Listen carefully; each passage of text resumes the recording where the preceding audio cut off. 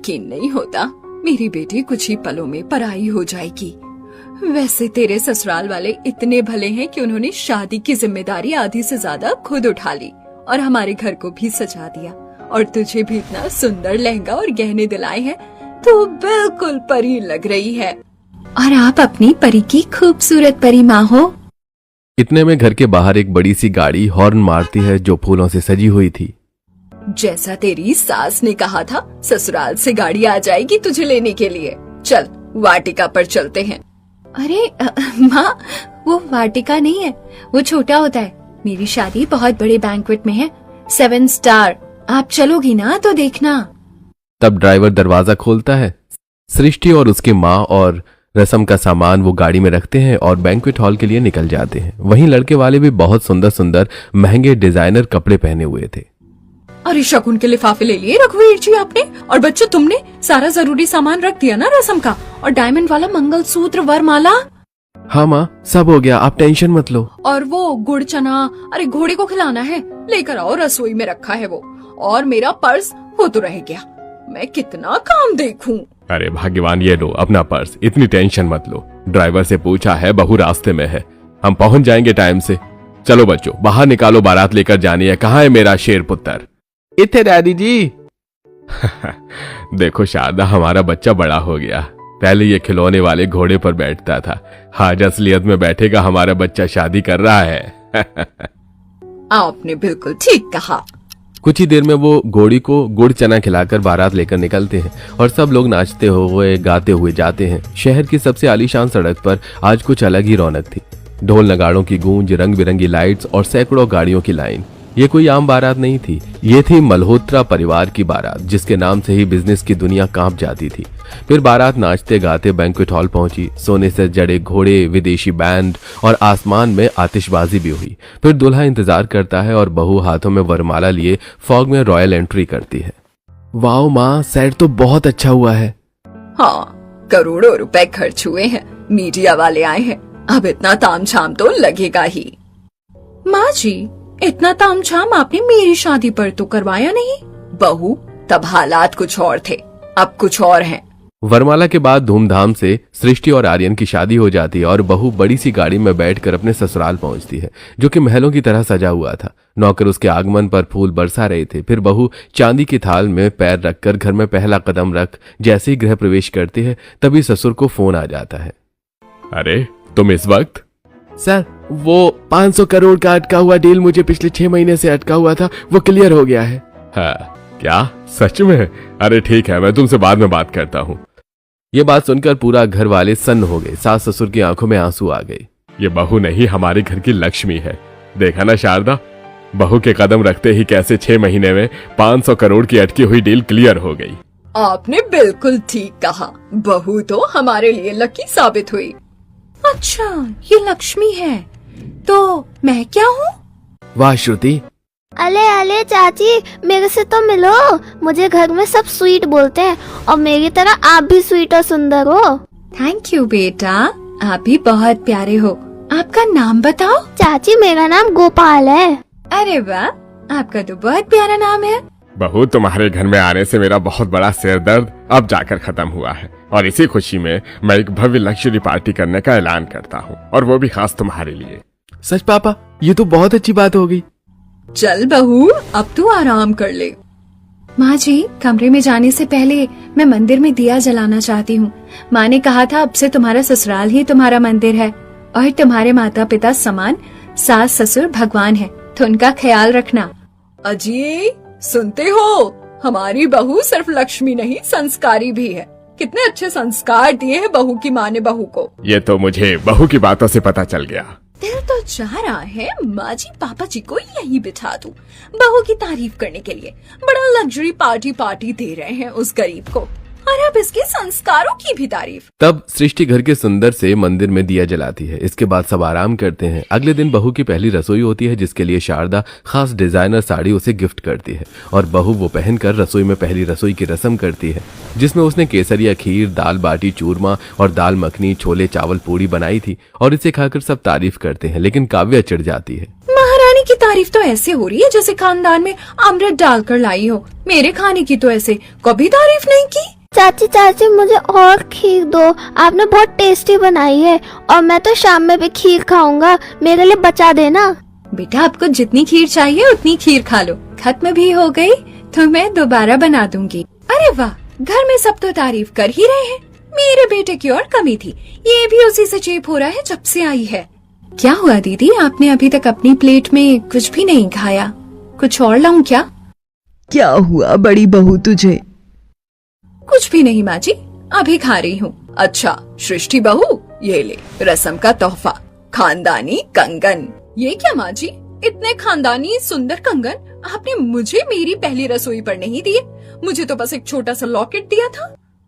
अरे बहू, जब ये कंगन मुझे मिल नहीं रहे थे तब तक मैं तुझे खाली हाथ थोड़ी न छोड़ती, इसीलिए मैंने तुझे लॉकेट दे दिया। हाँ तो अब खानदानी कंगन दे दीजिए माँ जी, अब तो मिल गए हैं ना, बड़ी बहू के नाते इस पर तो मेरा हक होना चाहिए ना। अरे बहू, तुम्हें दे तो दिया, अब छोटी बहू को भी खानदानी चीज देने दो, या दोनों तुमको दे दूं? काव्या, कैसी अजीब बात कर रही हो? घर में छोटी बहू आई है और तुम इस पर बहस कर रही हो। तुम्हें ऐसे कंगन और बनवा दूंगा, ठीक है? अब है तुम समझ। शांत काव्या, हम गरीब नहीं है जो तुम ऐसे कर रही हो। नहीं माँ जी, इस कंगन पर मुझसे ज्यादा दीदी का हक है। बहू तुम चिंता मत करो, मैं बहू को ऐसे सेम कंगन बनवा दूंगी, लेकिन इस खानदान की तुम भी बहू हो और तुम्हें भी खानदानी चीज मिलने का हक है। हाँ माँ जी, कर लो अपनी बहू के सामने नाटक। हकीकत तो ये है कि ये कंगन मुझे ही मिलने थे, लेकिन इस पर भी वो गरीब बाजी मार गई। अब उसके खाने की भी तारीफ हो रही है। ऐसा क्या है इस गरीब में जो मुझ में नहीं है? तब बहू सास ससुर का आशीर्वाद लेकर खानदानी कंगन पहन लेती है। वैसे तुम इस डिजाइनर साड़ी में खानदानी कंगन के साथ और भी सुंदर लग रही हो। हाँ चाची, एकदम सिंड्रेला जैसे। ओए चाची के बच्चे, कुछ तो लाइन छोड़ दे, तेरी चाची को मक्खन लगाने के लिए कि तू ही तारीफ कर देगा। सबके सब पागल हो गए हैं क्या? इस घर में जिसे देखो वो तारीफ किए जा रहा है। पापा, मैं पूछ रहा था, लग्जरी पार्टी में तो आपके बड़े बड़े खास बिजनेसमैन और बाकी के गेस्ट आएंगे, और क्या बोलते हैं मीडिया, तो आप एक बार कंफर्म कर देते किस किस तरीके की तैयारी करनी है।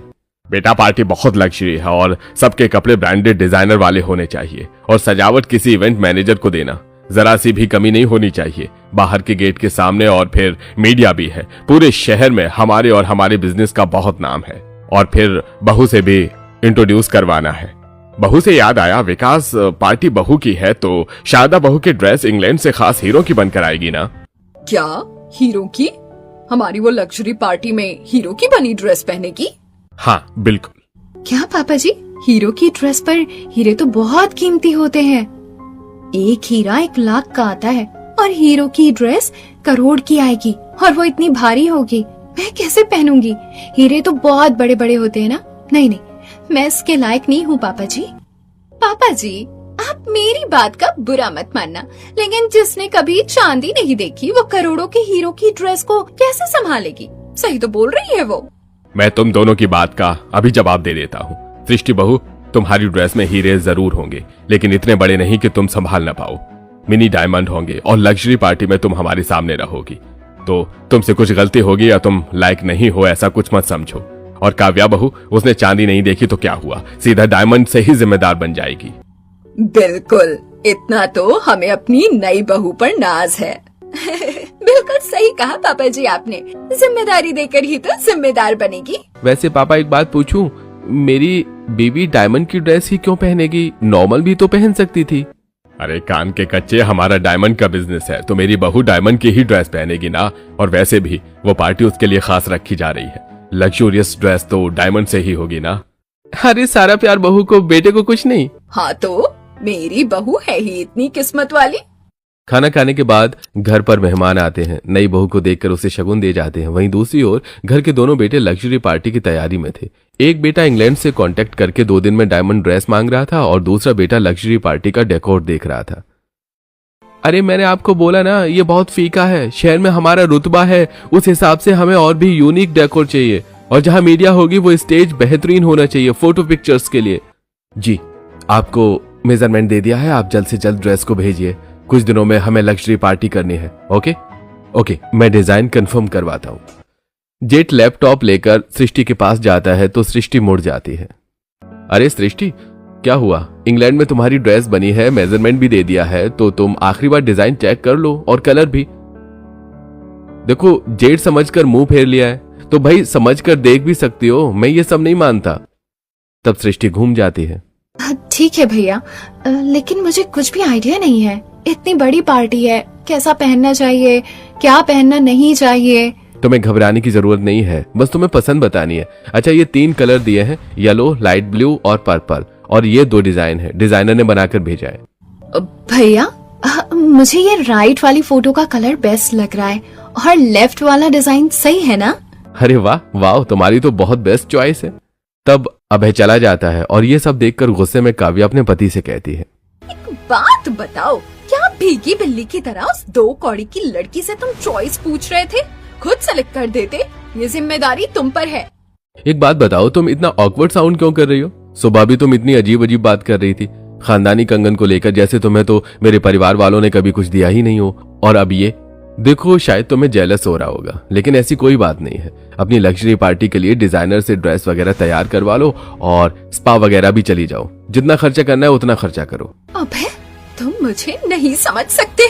काव्या का मुंह देखकर अभय वहां से चला जाता है। दूसरी तरफ शारदा केटरिंग के काम को देखती है और रघुवीर मल्होत्रा अपनी कंपनी में होता है। तभी उसे अपने असिस्टेंट से बिजनेसमैन के घोटाले के बारे में पता चलता है और वो उन्हें अपने केबिन में बुलाता है। This is so ridiculous. Akhilesh, Madhav, मैंने तुम दोनों को अपना बिजनेस पार्टनर समझा, अपने बिजनेस में जगह दी, काम करने दिया, और तुम मेरी कंपनी में डायमंड का स्कैंडल कर रहे हो। इससे पहले मैं तुम दोनों के लिए स्ट्रिक्ट एक्शन लूं, मेरी कंपनी को छोड़कर चले जाओ, वरना पुलिस ऐसे लोगों को क्या करती है ये तो तुम्हें अच्छे से जानते होगे। आज तक बहुत लोगों को करोड़ों का चूना लगा चुके हो। देख रघुवीर, ऐसा मत करना, हम ऐसा कभी नहीं करेंगे। हाँ रघुवीर, हम ऐसा कभी नहीं करेंगे। मैं तुम दोनों को मौका देकर बहुत ही पहले नुकसान झेल लिया है, अब और नहीं। और जितने भी करोड़ों रुपए तुम्हें आज तक दिए हैं वो मुझे वापस करोगे। सिक्योरिटी आती है और दोनों वहां से चले जाते हैं। ऑफिस से निकलने के बाद दोनों बिजनेसमैन को अपना घर बेचकर करोड़ों रुपए वापस चुकाने पड़ते हैं, जिससे दोनों रघुवीर मल्होत्रा के दुश्मन बन जाते हैं। 3 दिन गुजरते हैं। वहीं छोटी बहू घर के तौर तरीके सीख रही थी, गोपाल खेल रहा था, बड़ी बहू स्पा में पूरा ब्यूटी ट्रीटमेंट ले रही थी। अरे वाह, इस ट्रीटमेंट से तो मेरे चेहरे पर और भी ग्लो आ गया है। देखना, अब 2 कौड़ी की देवरानी से ज्यादा अच्छी मैं दिखूंगी लग्जरी पार्टी में। सब बड़ी बहू से पूछेंगे कहाँ से मेकअप करवाया। चलो थोड़ी सी शॉपिंग कर लेती हूँ, मेरा ब्रांडेड फाउंडेशन खत्म हो गया है। काव्या मॉल जाकर ब्रांडेड ब्यूटी प्रोडक्ट्स लेकर आती है कि घर के बाहर 2 आदमी कुछ बात कर रहे होते हैं, जिन्हें छुपाकर काव्या सुनती है। अखिलेश, मुझे ये समझ नहीं आ रहा कि इतने टाइट सिक्योरिटी में हम घर के अंदर जाएंगे कैसे। हमें तो अपना बदला लेना ही होगा और ये सही मौका है। रघुवीर मल्होत्रा के घर में लग्जरी पार्टी है, काफी मीडिया आएगी, उसकी भी अपनी उतनी ही बेइज्जती होनी चाहिए जितनी उसने हमारी की है। अरे भाई माधव, इसकी बेइज्जती तो जरूर होगी, लेकिन इसकी वजह से हम सड़क पर आ गए हैं। अच्छा खासा हमारा धंधा चल रहा था, सुनने में आया है इंग्लैंड से हीरो की ड्रेस बनवाई है। अगर वो हमारे हाथ लग जाए तो फिर से हम करोड़ों के मालिक बन जाएंगे। हाँ यार, एक तीर से 2 निशाने, उसकी बेइज्जती भी हो जाएगी, हमारा बदला पूरा होगा और वापस करोड़पति बन जाएंगे हीरो को बेचकर। बस किसी तरह अंदर जाने का रास्ता मिल जाए। ये तो बहुत बड़ी साजिश कर रहे हैं।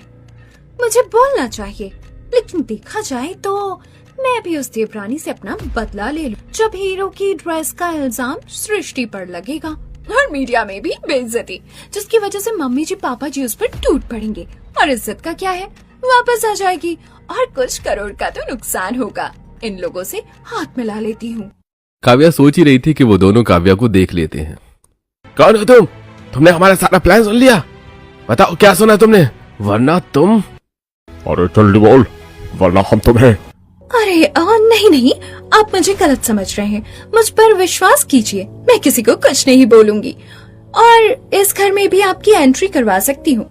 लेकिन तुम हो कौन और इस लग्जरी पैलेस जैसे घर में हमारी एंट्री कैसे करवाओगी, और इसमें तुम्हारा क्या फायदा है? देखिए, जहाँ फायदा नहीं होता वहाँ मैं डील भी नहीं करती। मैं इसी घर की बड़ी बहू हूँ, लेकिन अपनी छोटी देवरानी से बहुत चिढ़ती हूँ। उसी के लिए लग्जरी पार्टी रखी जा रही है और वो हीरो की ड्रेस उसके लिए आ रही है। अगर आपको वो ड्रेस चाहिए तो मैं बदलवा दूंगी। इससे मुझे ये फायदा होगा कि बेइज्जती मेरी देवरानी की होगी और मेरा बदला पूरा। अरे वाह, प्लान तो अच्छा है, पर तुम्हें सच में बदला लेना है ना, क्योंकि हो तो मल्होत्रा की ही बहू। हाँ, मैं किसी को कुछ नहीं बोलूंगी। तुम्हारा काम भी हो जाएगा और मेरा भी। हाँ, तो डील डन। दोनों दुश्मन वहां से 9-11 हो जाते हैं और इस प्लान से काव्या को भी खुशी मिल जाती है। घर में डिजाइनर आकर सास ससुर सबके कपड़ों को रेडी करके दिखा देते हैं। बहू देख, तेरे लिए डायमंड का नेकलेस रेडी करवाया है, जरा देख, अच्छा तो है ना? बहुत खूबसूरत है। माँ जी, मेरे लिए भी एक डायमंड नेकलेस रेडी करवा देते। करवा दूंगी वो, लेकिन ये बता, लास्ट टाइम मैंने तुझे जो डायमंड नेकलेस दिया था वो तूने पहना नहीं ना? ऐसा कर, वो तो इस लग्जरी पार्टी में पहन, बहुत सुंदर लगेगी। माँ जी, उसको एक साथ 4 डायमंड नेकलेस दे देंगी, लेकिन मुझे एक भी नहीं दे सकती है। अरे अच्छा हुआ माँ जी, आपने मुझे याद दिला दिया, मैं वही पहन लूंगी। दीदी, गोपाल को खाने में क्या पसंद है बताइए ना, मैं आज वही बनाऊंगी, खुश हो जाएगा। क्यों, मेरे बेटे को अपने बस में करना चाहती हो? मेरा मतलब फेवरेट चाची तो तुम पहले से ही हो ना? हाँ दीदी, वो बहुत प्यारा है, इसीलिए तो उसके लिए मैं कुछ स्पेशल बनाना चाहती हूँ। सृष्टि, उसे हनी पैन केक बहुत पसंद है, तुम वो बना सकती हो। चाहे तो काव्या तुम सृष्टि की हेल्प कर देना। जी बिल्कुल। कुछ देर बाद खिल से मन के साथ काव्या रसोई में सृष्टि के साथ हनी पैन केक बनाती है। देखो, ये ऐसे बन गया है। वाह दीदी, आप तो बहुत अच्छे पैनकेक बनाती हो। आ गया ना अब तुम्हें बनाना, अब मुझे परेशान मत करना, मैं दोबारा किचन में नहीं आऊंगी। आज तुम्हारी वजह से मुझे किचन में आना पड़ा, वरना नौकर खाना बनाते हैं या तुम। ठीक है दीदी। सृष्टि को बहुत बुरा लगता है, लेकिन चेहरे पर मुस्कुराहट लिए वो अपने छोटे से भतीजे को हनी पैन केक खिलाती है। अगले दिन बहू की इंग्लैंड से डायमंड ड्रेस आ जाती है, जो कि हीरों से जड़ी हुई थी। बहुत सावधानी के साथ उसे घर में लाया जाता है। आखिर लग्जरी पार्टी का समय आ गया और बहू की डायमंड रेसिपी विदेश से आ गई। और आर्यन बेटा, तुमने विदेशी लोगों को बुलाया था ना? अरे पापा, आप चिंता मत करो, सब आएंगे। सृष्टि, बड़ी बहू तो अपना सारा फेस बालों का ट्रीटमेंट करा चुकी है, अब तू कर ले। चल, तुझे बहुत सुंदर दिखना है। सुनो, इसके कल का हेयर स्टाइल बहुत अच्छा होना चाहिए, हेयर कलर जरूर करना। मेकअप रूम में 2 लड़कियां होती हैं जो उसके फेस पर फेशियल कर रही होती हैं और एक पैरों में पेडिक्योर। कुछ देर बाद दोनों हेयर कलर और नेल आर्ट करती हैं। ऐसे ही घंटे में सारा प्रोसेस हो जाता है। अरे चाची, आपके बाल तो बहुत वाइट शाइनी सुंदर दिख रहे हैं। Thank you. कुछ देर बाद काव्या कॉल पर दोनों दुश्मनों से बात कर रही होती है। उसकी ट्रिन ट्रिन सुनकर सृष्टि फोन उठा लेती है, जिस पर सुनाई देता है, देखो तुम्हारा काम हो गया है, अब हमारा काम भी हो जाना चाहिए। तुम चिंता मत करो, वो काम हो जाएगा। ये क्या था, कोई कुछ करने वाला है, लेकिन ये कौन हो सकता है? मुझे पता भी नहीं चला, लेकिन जो भी है हमारे घर से ही है और कल कुछ तो होने वाला है, लेकिन क्या?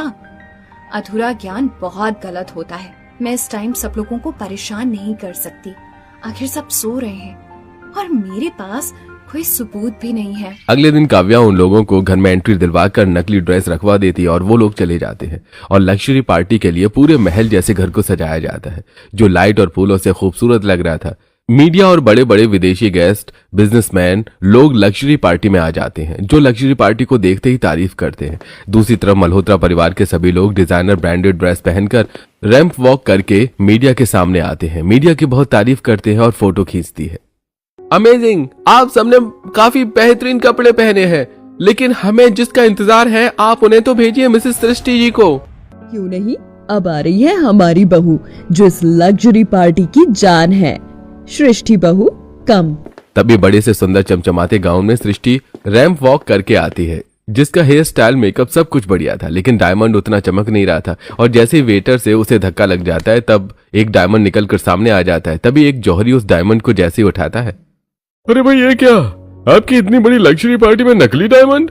आपने तो बोला था कि ये बहू की लग्जरी डायमंड पार्टी होगी, आपकी बहू हीरो से बनी ड्रेस पहनेगी, लेकिन ये ड्रेस एक नंबर की बकवास है, जिसमें सारे नकली ही हीरे हैं और चमक भी नहीं रहे हैं।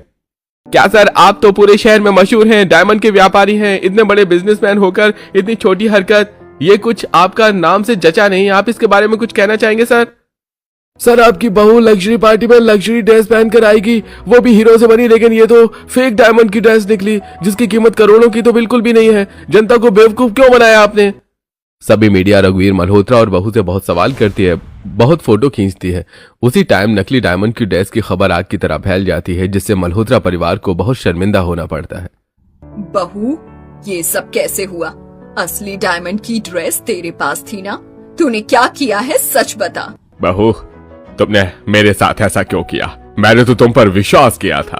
देख लिया मम्मी जी पापा जी आपने इसे अपने सिर पर चढ़ाने का नतीजा। आज कितनी बेइज्जती हो रही है पूरी दुनिया के सामने। ऐसे तो सब मार्केट में हमें नकली डायमंड वाला बोलेंगे। सृष्टि, अगर तुमने कोई लापरवाही की है तो बता दो। नहीं नहीं आर्यन जी, मुझे तो पता भी नहीं है मैंने नकली ड्रेस पहनी है। असली ड्रेस कहाँ है मुझे नहीं पता, लेकिन कल मैंने कुछ अजीब नोटिस किया था घर में। क्या बहू? यही, घर में कोई दूसरी टेलीफोन पर बात कर रहा था कि हमारा काम हो गया है, तुम्हारा कब होगा। तो सामने से किसी औरत की आवाज आई कि मेरा काम भी हो जाएगा। शायद वो इस ड्रेस की ही बात हो रही होगी। जो भी है कोई घर में ही है। आप सीसीटीवी से पता लगा लो। बहू, अगर ऐसी बात थी तो हमें बताया क्यों नहीं? पापा जी, बिना सबूत के मैं आपको कैसे कुछ बोलती। तब मेहमानों के सामने तमाशा तो हो रहा था, लेकिन दोनों बेटे भी सीसीटीवी की फुटेज सबके सामने चला देते हैं, जिसमें टेलीफोन पर बहू बात करते हुए नजर आती है और घर में दो चोर अखिलेश और माधव होते हैं, जिसे रघुवीर पहचान लेता है। अरे घर का भेदी लंका ढाई, हम सोच भी नहीं सकते थे कि बहू की ये काम तुम कर सकती हो, क्योंकि तुमने ऐसा, और वो भी इन घिनौने लोगों के साथ मिलकर, एक बार भी नहीं सोचा कि तुम्हारे परिवार की इज्जत जा रही होगी। बोलो। बहू, तेरे लिए क्या कमी कर दी थी जिसका बदला तूने ऐसे लिया? अरे भैया लो, घर की बहू ही ऐसी निकली। जब घर के लोग ही दुश्मन हो तो बाहर वालों की क्या जरूरत है? बोलो काव्या। मुझसे गलती हो गई, मुझे माफ कर दीजिए। मैं जानती हूँ मैंने गलती नहीं, गुनाह किया है अपने परिवार को धोखा देकर, लेकिन मैं अपने परिवार से कोई बदला नहीं लेना चाहती थी, क्योंकि बस जब से सृष्टि इस घर में आई है तब से माँ जी, पापा जी, बल्कि सब उसी की तारीफ कर रहे हैं, जैसे कि मैं कुछ हूँ ही नहीं। वही सुंदर है, वही संस्कारी है, वही लक्ष्मी है। उसको डायमंड ड्रेस, खानदानी कंगन, लग्जरी पार्टी सब मिली, लेकिन मुझे किनारा कर दिया। इसीलिए तो मैंने आपके पार्टनर्स की बात सुनी, तो उसमें अपना फायदा देखकर मैंने सृष्टि की हीरो की ड्रेस बदल दी। सिक्योरिटी, इन दोनों को अभी पकड़ो और पुलिस को कॉल करो। वो हीरो की ड्रेस मुझे अभी वापस चाहिए। Yes sir. दीदी, मेरे से इतनी परेशानी थी, या आपको वो हीरो की इंग्लैंड से आई ड्रेस चाहिए थी तो मुझे कह देती, मैं आपको खुशी खुशी दे देती, लेकिन इस तरह परिवार की इज्जत नहीं उछालनी चाहिए थी। काव्या, मैंने कभी तेरे और बहू के प्यार में कोई कमी नहीं करी। जब तू भी शुरू में घर में आई थी तो हमने तेरे लिए भी सब कुछ किया, पर तेरे पापा जी बहू को लग्जरी पार्टी देना चाहते थे तो ये अलग हो गया। बाकी तो मैंने तेरा भी हर चीज का ख्याल रखा है, चाहे तेरी डिजाइनर ड्रेस हो या तेरा मेकअप वगैरह। फिर तूने कैसे सोच लिया कि मैंने सिर्फ सृष्टि बहू को ही तवज्जो दी है? माँ जी, प्लीज प्लीज मुझे माफ कर दीजिए। मैं मीडिया के सामने भी हाथ जोड़कर माफी मांगती हूँ कि जाने अनजाने में मैंने दुश्मनों का साथ दे दिया, द्वेष भावना में आकर। प्लीज आप मेरे परिवार के अगेंस्ट वीडियो डालना रोक दीजिए। सॉरी सृष्टि, प्लीज माफ कर दो। इसका हक मुझे नहीं, माँ जी पापा जी को है। लग्जरी पार्टी उनकी थी। प्लीज माँ जी, पापा जी। ठीक है बहू, हम तुझे माफी जब ही देंगे जब हमें लगेगा कि तूने अपनी गलती का पश्चाताप कर लिया है। तू रोज माफी मांगेगी। पापा, पुलिस इन दोनों को अरेस्ट करके यहाँ पर ले आई है और ड्रेस भी आ गई है। तुम्हारी इतनी हिम्मत कि तुम मेरे घर में घुसे। अरे भाई, हम तो है ही ऐसे, लेकिन तुम्हारा सिक्का खोटा निकला तो इसमें हमारी क्या गलती है? तभी सृष्टि बहू से जोरदार थप्पड़ मारती है। आपने मेरे घर की इज्जत पर हाथ डालकर अच्छा नहीं किया। आप भूल गए कि इस परिवार की बहू मैं भी हूँ और आपका पाला मुझसे पड़ा है। हर औरत कमजोर नहीं होती। वाह, घर की बहू हो तो ऐसी, ये हुआ सही इंसाफ। ले जाइए इंस्पेक्टर साहब इन्हें हमारी नजरों के सामने से। और मीडिया, आप इन दोनों आदमी को बहुत बेइज्जत करेंगे कि इन्होंने हमारी कंपनी में नकली डायमंड का घोटाला किया है। तब पुलिस उन्हें अरेस्ट करके जेल में डाल देती है। वहीं लग्जरी पार्टी दोबारा से शुरू होती है, जहां बहू असली डायमंड की बनी ड्रेस को पहन कर आती है और वो ड्रेस इतनी चमचमाती है कि मीडिया की फ्लैश लाइट भी कम पड़ जाती है। सभी लोग बहू की बहुत तारीफ करते हैं।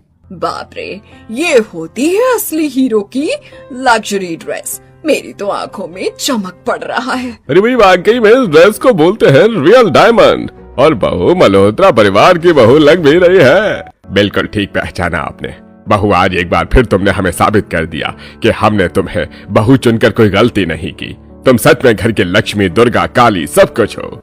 ओह, लग्जरी पार्टी कितनी अच्छी है, उतने ही अच्छे बोले तो फैबुलस डायमंड ड्रेस है। Thank you so much. इस तरह बहू लग्जरी पार्टी में उस ड्रेस को पहनकर पति के साथ खूब डांस करती है। बहू का डायमंड की ड्रेस में मीडिया फोटो शूट करती है। अगले दिन मैगजीन में बहू की फोटो छपी होती है, खूब तारीफ होती है। दूसरी तरफ काव्या हर रोज माफी मांगती है। इसी के साथ वो अपने ससुराल की कंपनी में पोस्ट ज्वाइन करती है, जिससे परिवार के डायमंड कंपनी को और ऊंचाइयों पर पहुंचाती है, और उस दिन परिवार वाले उसे माफ कर देते हैं।